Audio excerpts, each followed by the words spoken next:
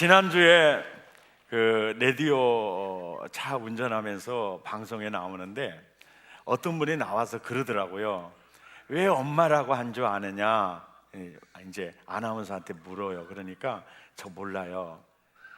어느 책에 보니까 왜 엄마라고 하게 됐느냐? 어마어마하신 분이라 엄마라고 했다. 그래서 어마어마하신 분이라는 뜻으로 엄마 이렇게 하셨대요. 사실 확인은 안 해봤습니다만은 참 뜻이 있는 얘기다라는 생각을 했습니다. 톨스토이의 작품 가운데 하나님이 천사들에게 세상에 가서 가장 아름다운 것을 그릇에 담아와라. 그래서 천사가 내려왔어요. 너무너무 예쁜 꽃, 이보다 더 아름다운 게 어디 있냐. 그래서 예쁜 꽃을 그릇에 담았어요. 그러고 보니까 어린아이가 까르르 웃는데 너무 예쁜 거예요. 아이 웃으면 진짜 예뻐요. 어떤 목사님은 유아 세례 주다가 얘가 할렐루야 이러고 있으니까 정신이 나가시고 그 순간에 나가셔가지고 세례를 아버지한테 줘버린 거예요. 그러니까 옆에 장로님이 아이고 이 아이한테 줘야 됩니다. 그때 정신 차렸대요. 아이의 그 깔 너무너무 예쁜 거예요. 그러고 보니까 아이의 웃음보다 더 아름다운 게 젖을 먹이는 엄마의 미소요. 야, 너무 아름답다. 그래서 그릇에 담아가지고 하늘나라로 올라갔어요. 하나님, 세상에서 아름다운 걸 다 담아왔어요. 그리고 꽃을 딱 보니까 이미 시들어 버렸어요. 그리고 까르르 웃었던 그 어린아이 미소가 심술쟁이 청소년으로 바꿔져 있는 거예요. 팅팅 불어 터져가지고 있는 거예요. 그런데 꽃은 시들고 아이의 미소는 심술궂은 얼굴로 변해 있는데 엄마의 미소는 여전히 남아 있는 거예요. 그래서 이 작품이 말하고 싶은 게 세상에 가장 아름다운 것은 엄마의 마음이다. 오늘 이 설교를 들으면서 아버지 되시는 분들 절대 시험 들면 안 돼요. 왜냐하면 우리들은 엄마 없는 사람 손 들어보세요. 없지요. 지금은 엄마 생각은 하는 시간입니다. 참 그 서울여대에서 사랑의 엽서 공모전이 열렸는데 거기에 대상을 받은 그 글이 있어요. 참 마음이 참 생각할 점을 많이 줬어요. 제가 읽어드릴게요. 나에게 티끌 하나 주지 않는 거린들이 내게 손을 내밀 때면 불쌍하다고 생각했습니다. 그러나 나에게 전부를 준 당신이 불쌍하다고 생각해 본 적이 없습니다. 나한테 밥 한 번 사준 친구들과 선배들은 고마웠습니다. 답례하고 싶어 불러냅니다. 그러나 날 위해 밥을 짓고 밤늦게까지 기다리는 당신이 감사하다고 생각해 본 적은 없었습니다. 실제로 존재하지도 않는 드라마 속 배우들 가정사에 그들을 대신해 눈물을 흘렸습니다. 그러나 일상에 지치고 힘든 당신을 위해 진심으로 눈물을 흘려본 적은 없었습니다. 골방에 누워 아파하신 당신 걱정은 단 제대로 해본 적이 없습니다. 친구와 애인에게는 사소한 잘못 하나에게도 미안하다고 사과하고 용서를 구했습니다. 그러나 당신에게 한 잘못은 실수도 없이 많아도 용서를 구하지 않았습니다. 죄송합니다. 죄송합니다. 이제서야 알게 되어서 죄송합니다. 아직도 어머니, 나는 어머니의 전부를 알지 못해서 죄송합니다. 울려면 목숨 걸고 울어야 됩니다, 여러분. 그리고 울려면은 교회 와서 울어야 됩니다. 그래야 하늘 문이 열릴 것입니다.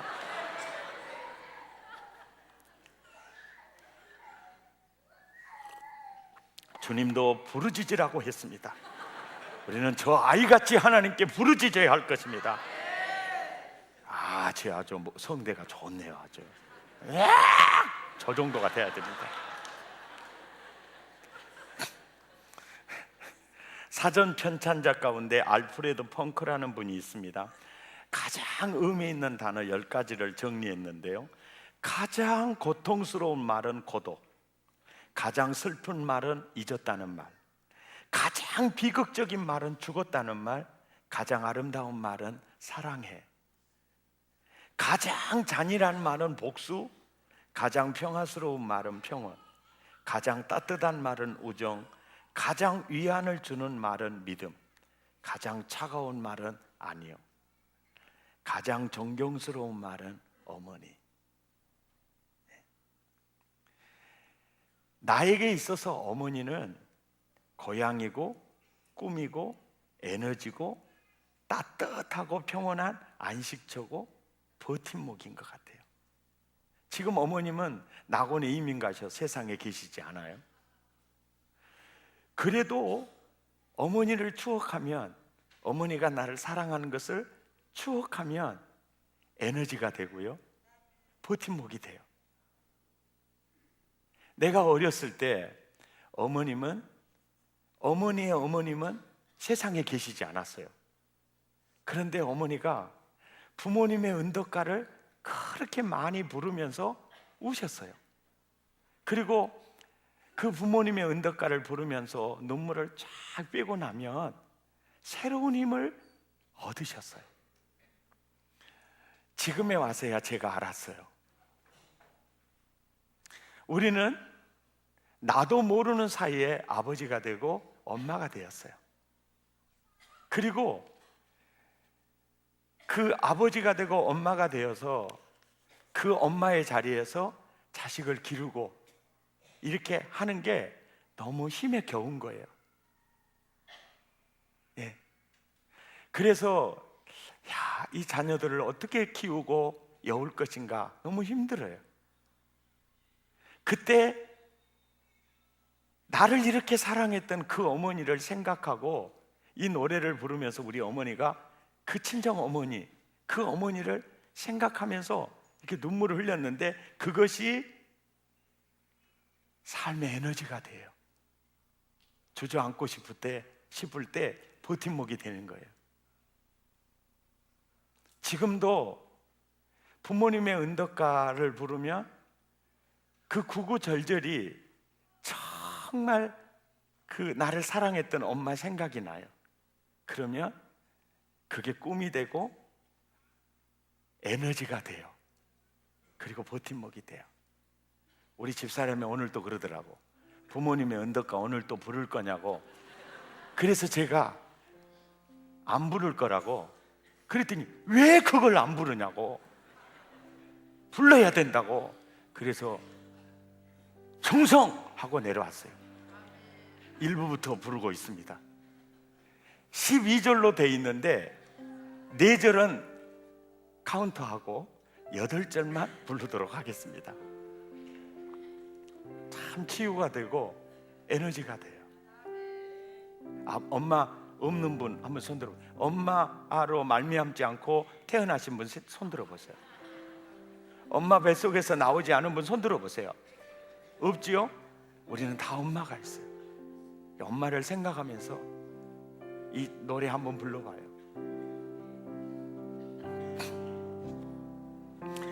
부모님의 은덕을 어디 비하며 무엇라고 그네를 칭송하리요.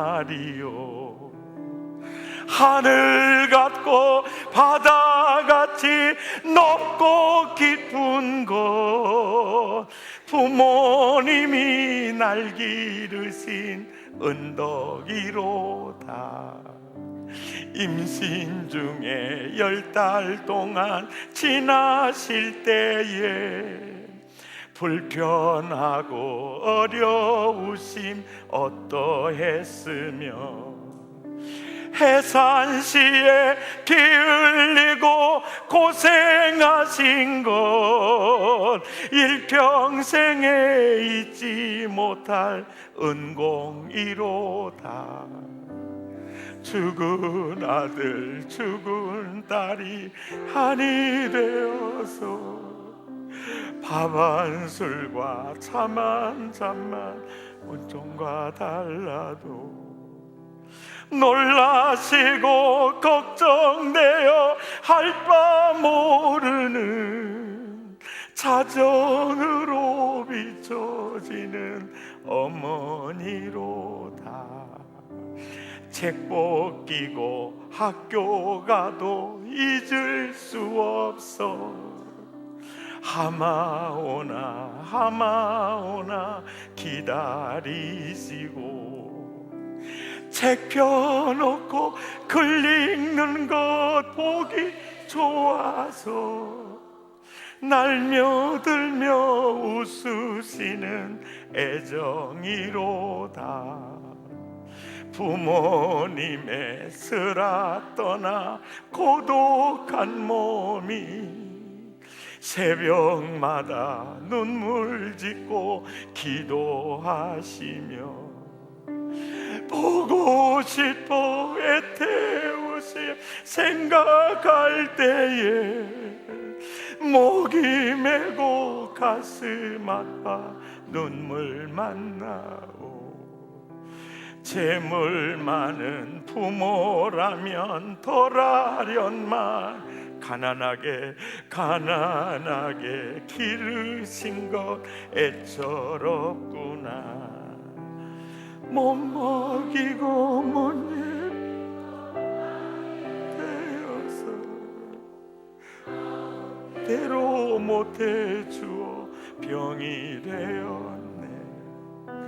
하나님께 비는 말도 자식을 위해, 이웃에게 하는 말도 자식의 자랑. 자다가도 생각하는 것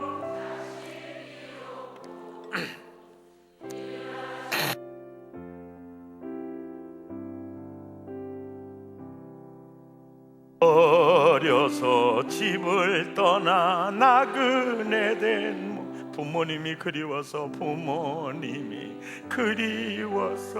못 견디겠소.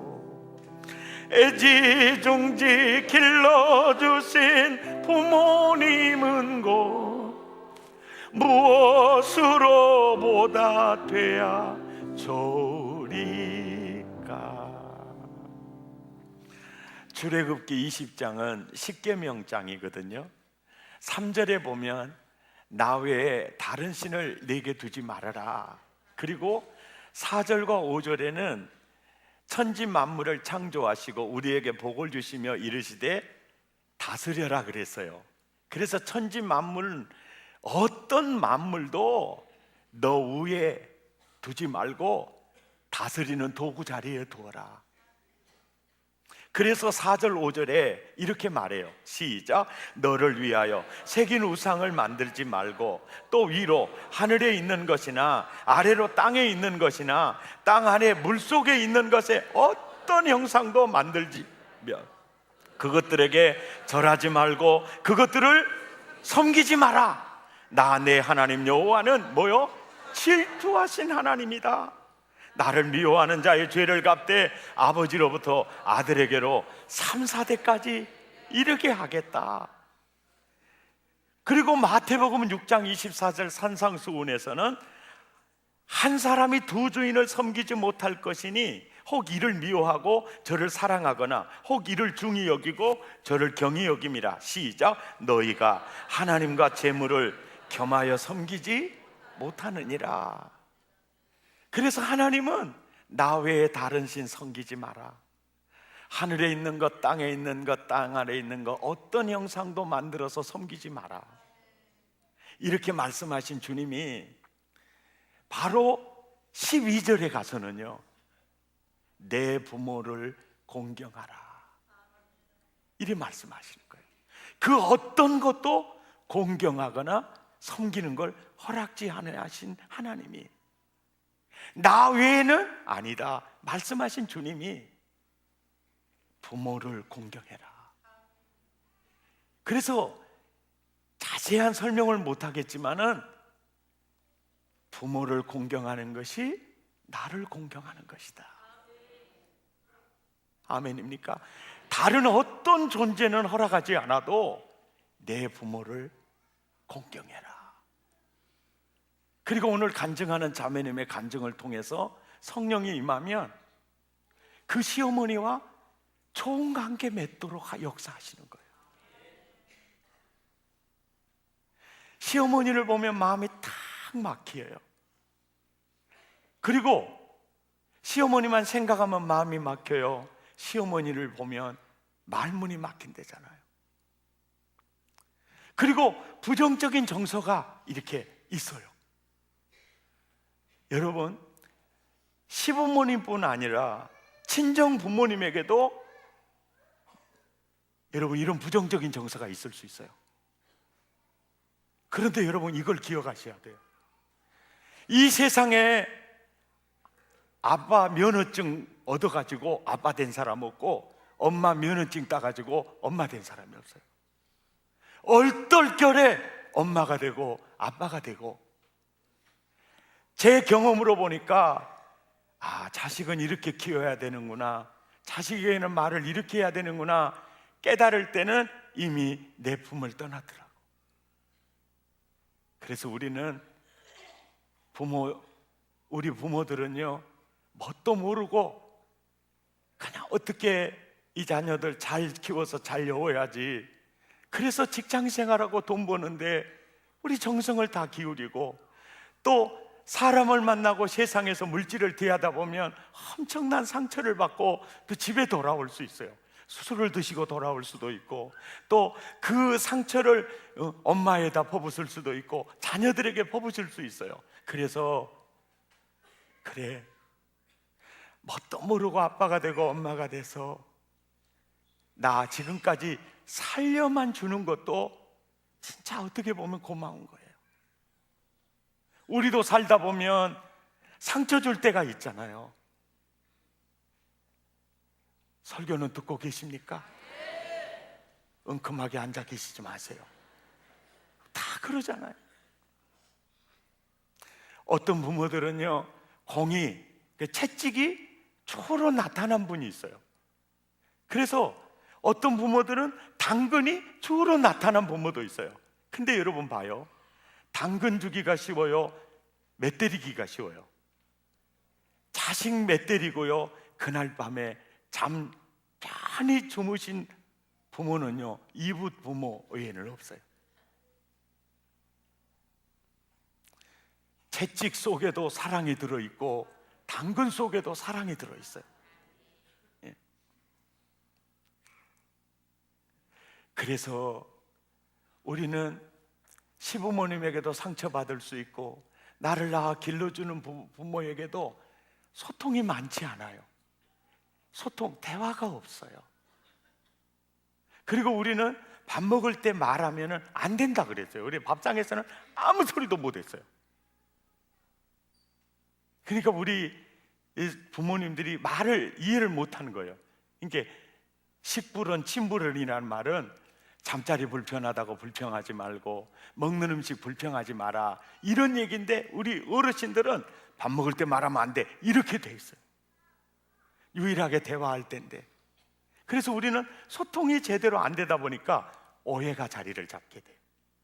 그래서 아버지의 사랑도 어머니의 사랑도 오해가 될 수 있어요. 그런 문화 속에서 자라다 보니까 며느리에게도 말이 그냥 참다가 어쩌다가 한마디 나갈 수가 있어요. 그게 대포가 될 수가 있어요.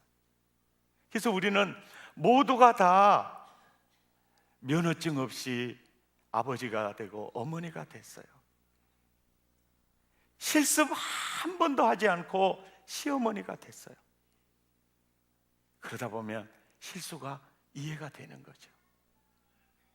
근데 중요한 것은 진짜 하나님이 원하는 거는, 야, 너와 나의 관계도 좋지만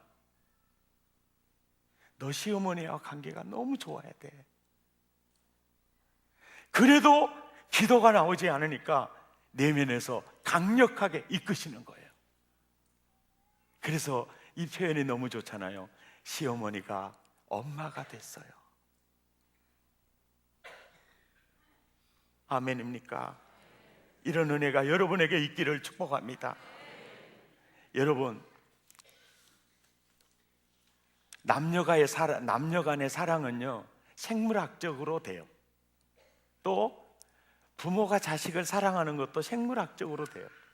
왜냐하면 짐승도 자기 새끼 사랑하고 지키고 보호해요. 그런데 짐승은요, 새끼가 부모를 섬기지 않습니다. 이거는 생물학적으로 안 되는 거예요. 이거는 도덕적인 겁니다.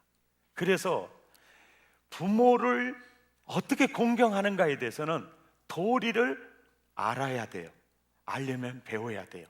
그리고 훈련을 통해서 이게 형성이 되는 겁니다.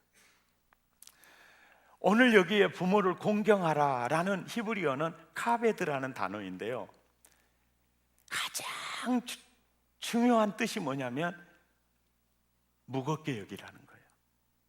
네 부모를 절대 가볍게 여기지 마라. 그리고 그 부모를 영광스럽게 해드려라. 그 부모 정말 자랑스럽게 해드려라. 이 뜻이 있어요. 그리고 정성을 다해서 부양하라는 뜻이 있어요. 하나님께서 여호와를 경외하는 것이 지혜의 근본이라고 말씀하신 주님이요, 레위기서에서는 내 부모를 경외하라는 말을 써요. 그러니까 하나님께서 특별히 그 부모 공경에 대해서 역점을 두는 그 이유가 있는데요, 첫째는 뭐냐면 우리 부모님은 하나님이 보내주신 분이고 하나님이 세워주신 분이고요, 한 걸음 더 나아가서 우리 부모는 하나님과 동역자가 되어서 나를 창조하신 분입니다. 그리고 부모가 자식을 사랑하는 그 사랑은 굉장히 변하지 않아요. 여러분, 가끔 그런 뉴스 있잖아요. 아버지, 우리 제주도 여행 가요. 그리고 올 때는 자기들만 가버리는 거예요. 그 제주도 가져가면 많이 생각해 보셔야 돼요. 표를 왕복권을 끊었는지를 점검해 보셔야 돼요. 그래서 그렇게 해서 제주도에 버림받은 아버지, 엄마들, 할아버지, 할머니들이 있는데 파출소에서요, 경찰서에서 자식 이름이 누굽니까? 절대 말 안 한다는 거예요. 그 자식은 나를 버렸어도 자식에게 누가 되는 이는 침묵하는 거예요. 이해가 됩니까? 이 사랑 앞에 효도하지 않을 수가 없다는 거죠. 그리고 이 부모 공경은요, 돌아가시면 못하는 거예요. 그래서 정철 송강의 가사에 보면 이런 말이 있어요. 어버이 살아실 때 섬길 일랑 다하여라. 지나간 후면 애답다 어이하리. 평생에 고쳐 못할 일이 이뿐인가 하노라. 돌아가시면 할 수가 없어요.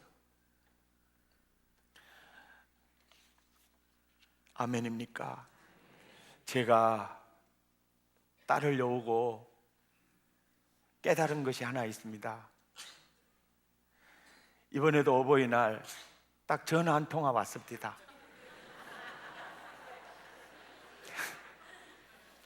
선물이고 뭣도 아무것도 없습니다. 그래서 청년 여러분, 시부모님 또 친정어머님 아주 잘 섬기려면 결혼해서 외국으로 가십시오. 다 이해가 됩니다. 그런데요, 자식을 향한 부모의 마음은 딱 한 가지입니다. 카네이션 한 송이 안 사줘도 돼. 선물 없어도 돼. 너희들끼리 잘 살면 난 더 이상 바랄 게 없단다. 그래서 부모 공경의 가장 기본은 우리끼리 잘 사는 겁니다. 전우의 시체를 넘지 마시고 우리끼리 잘 사는 겁니다. 우리 옆에 사람하고 인사합시다. 우리끼리 잘 사는 겁니다. 남의 남자하고 하면 안 되고 우리끼리 잘 사는 것입니다. 그리고 여러분, 그런 욕심 한번 가져봐요. 저는 홀로 된 어머니의 은혜가 너무 커서, 내가 둘째거든요. 그래도 어머니를 내가 모시고 싶더라고요. 그 사랑이 너무 커서 내가 모시고 싶어요.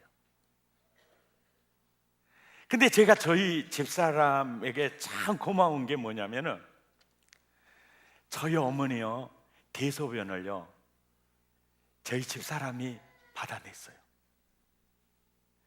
어머니 건강하고 애들 봐줄 때는요, 딸 집에 가서 살았어요.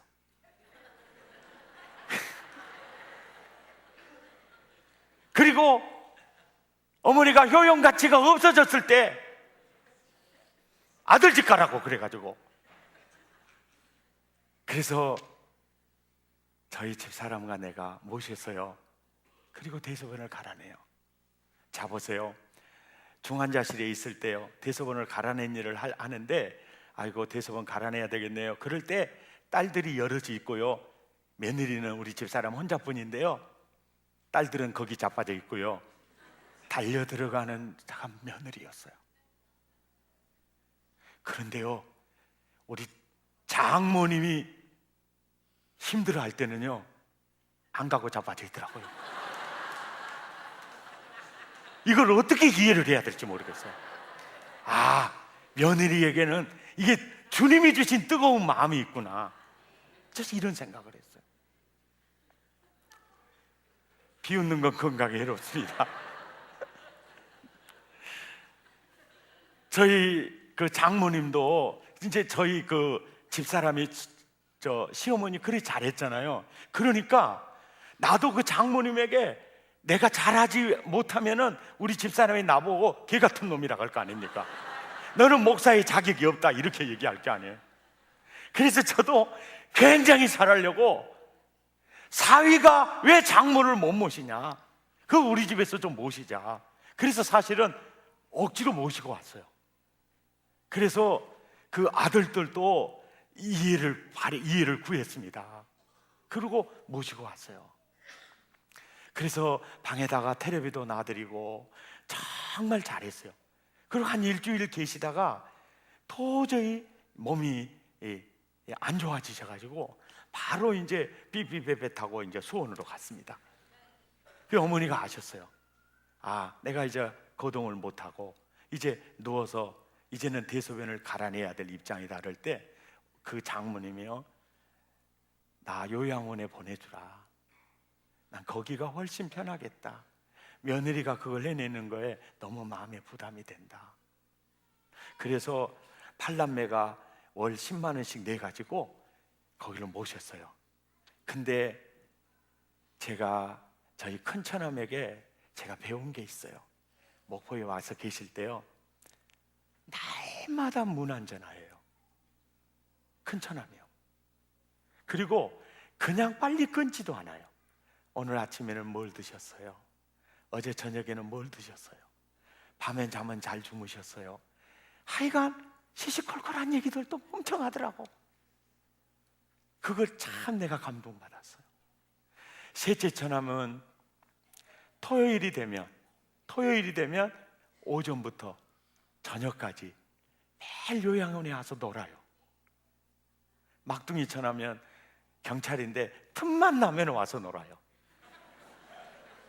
나는 못 가요. 나는 방법이 있어요. 나는 어버이날이 됐든 생일이 됐든지 내가 하는 방식은 있어요. 저는 신사임당으로 해결을 해요. 그런데 그 봉투가 우리 어머니가 뒤로 자빠질 정도로 넣어요. 우리 집사람이 눈깔질을 해요. 조금만 들라고 막 그래요. 그럼 내 속으로 개 같은 여자라고 그래요. 이브 엄마도 아니고 기도요. 그러면서 드리면서 그래요. 어머니, 항상 드릴 수 있는 돈이 아니니까 조금 이렇게 드립니다. 그러면 충격을 받아요. 그러면서 또 이런 말을 해요. 나이가 드시면 제일 필요한 게 요거예요. 이것도 있어서 손자들이 오고 손녀들이 오면 주기도 하고, 또 요양원에 이 아주머니들도 이렇게 주기도 하고, 이게 얼마나 재미있는지 아세요? 헌금도 하시면서 잘 쓰세요. 역시 나이가 들면요, 돈 안 좋아하는 사람이 없었어요. 전화를 합니다. 팔남매에게 다 전화를 해요. 백서방이 신사임당을 가졌는데 말이 더 고맙더라 그래가지고 동네 막내 소문 내가지고 내가 살았다 해요. 며칠 전에 텔레비를 보는데 우리 교회 박 집사님의 친여동생이에요. 박애리씨라고, 국악을 하고, 남편은 팝핀 현준이라고 아주 댄서 1인자 있잖아요. 어떻게 국악하고 댄서가 만났어요. 놀고 있습니다 지금. 근데 그 자매가 대장금의 노래를 부른 자매예요. 아주 목소리가 좋아요. 예. 그런데 이분이 이제 프로에 나와서 이런 얘기를 하는 거예요. 어머니 환갑이 됐어요. 그런데 그때 통장에 모아져 있는 돈이 1,000만 원이었어요. 근데 문득 이 생각이 들었어요. 세상에 이렇게 사랑하는 이 남편, 이 아들을 키워서 나에게 선물로 주시고 너무 그게 고맙다는 생각이 들고, 환갑은 딱 한 번 지나가면 또 끝이라는 생각이 들면서 잔치를 할까 뭐 선물을 할까 생각을 하다가, 그래 내 정성을 드리자 그래가지고 통장에 있는 1,000만 원을 드리자고, 드리면 좋겠다는 마음이 들었어요. 그래서 이걸 가지고 해외여행을 하든지, 이걸 가지고 옷을 사입든지, 이걸 가지고 아예 그냥 지갑 속에 넣어놓고 오며 1,000만 원, 오며 1,000만 원, 오며 1,000만 원, 이것도 좋잖아요. 할렐루야 1,000만 원, 이게 얼마나 좋아요. 그러니까 이거를 드려야 되겠다 생각을 한 거예요. 그리고 이제 그 현준이한테 그랬어요. 자기야, 이번에 우리 어머니 환갑인데 통장에 1,000만 원 있는 거 그거 드리자. 그러니까 현준이가요, 너 미쳤냐? 탈탈 털어서 있는 돈이 그거밖에 없는데.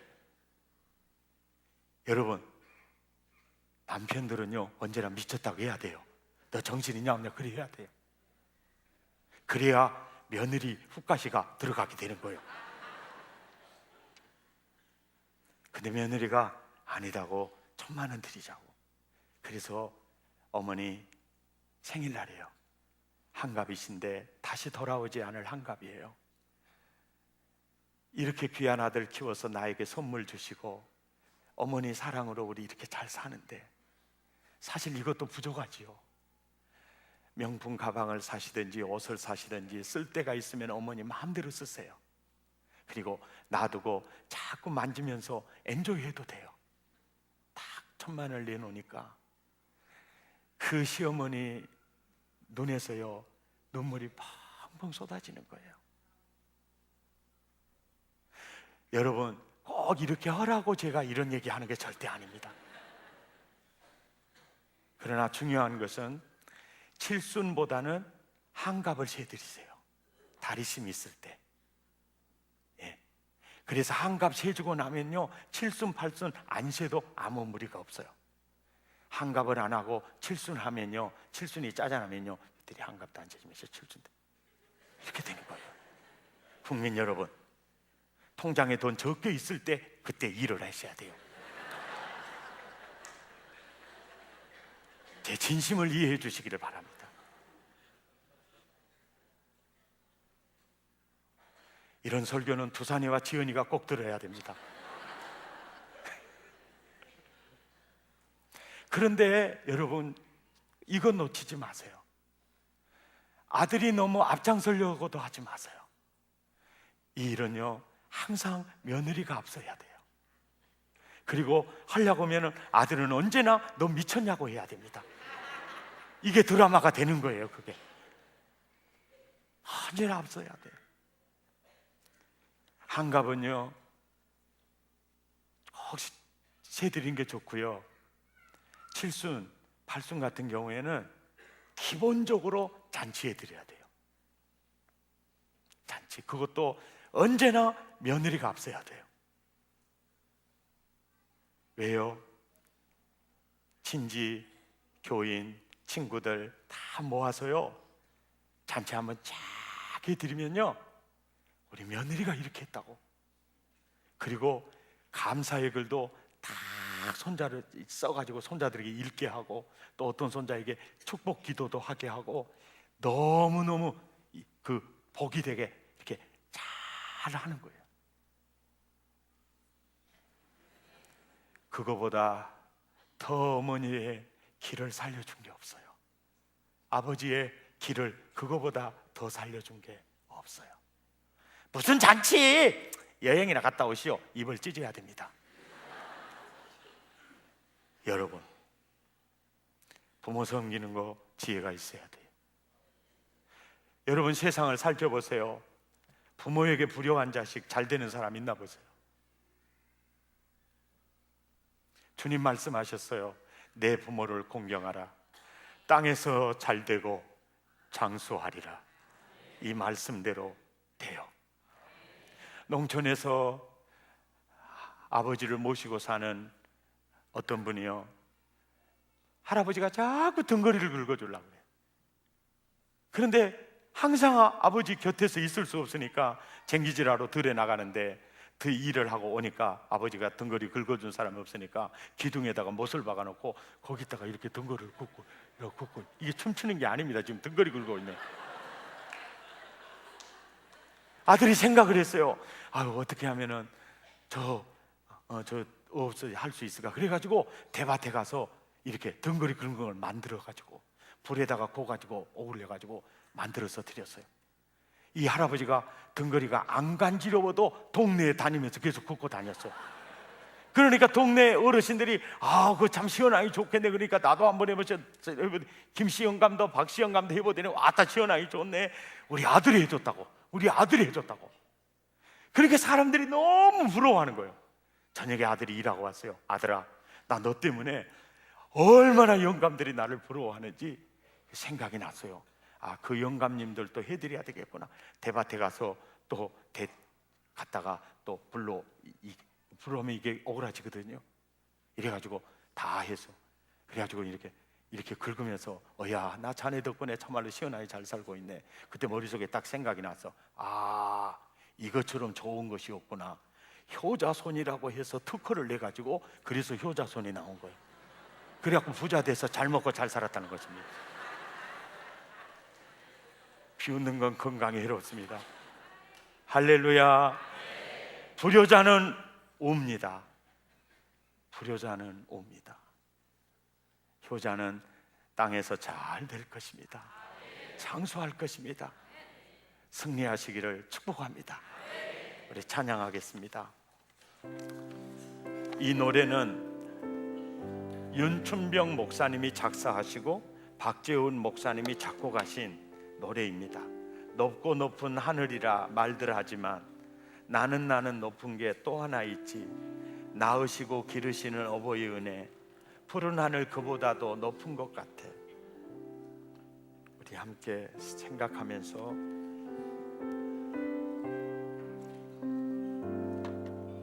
높고 높은 하늘이라 말들 하지만 나는 높은 게 또 하나이지.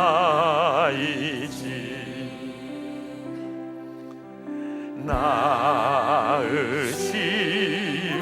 기르시는 어버이 은혜, 푸른 하늘 그보다도 높은 것 같아. 넓고 넓은 바다라고 말들 하지만 나는 넓은 게 또 하나이지. 사람들아 이르시는 사람들아 이르시는 어버이 은혜 푸른 바다 그보다도 넓은 것 같아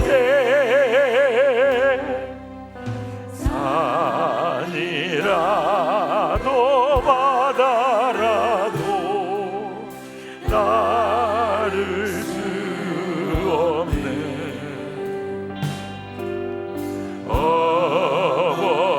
어버이의 그 사랑 거룩한 사랑 거룩한 사랑 날마다 주님 앞에 감사 올리자 사랑의 어버이를 사랑의 어버이를 주시는 애 우리 함께 기도하겠습니다. 하나님 나를 낳아 길러주신 아버지와 어머니 그리고 나의 소중한 남편을 길러주시고 좋은 가정 이루게 하시는 시어머니 시아버님 정말 사랑하고 효도하기를 원하시는 주님의 말씀 앞에 우리가 부족했던 거 회개하시고 사랑의 가족들은 불효자가 한 사람도 없기를 바랍니다.